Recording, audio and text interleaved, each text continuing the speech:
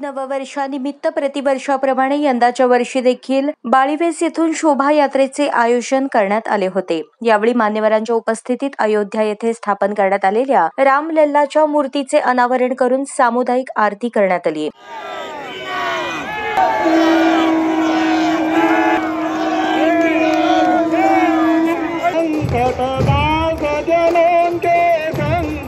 क्षण में दूर करे ओम जय जगदीश पाप हरो देवा स्वामी पाप हरो देवा श्रद्धा।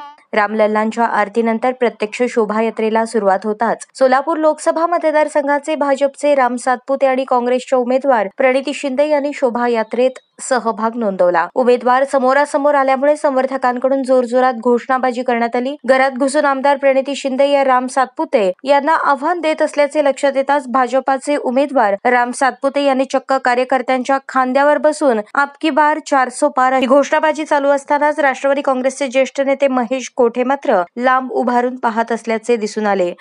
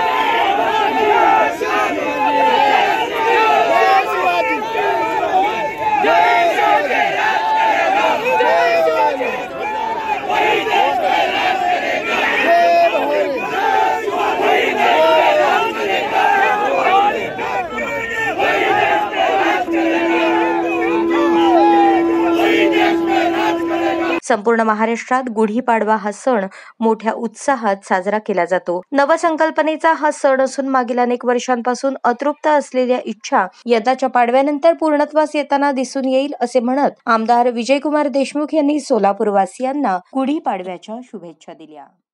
निमित्ताने सगळ्यांना हार्दिक शुभेच्छा।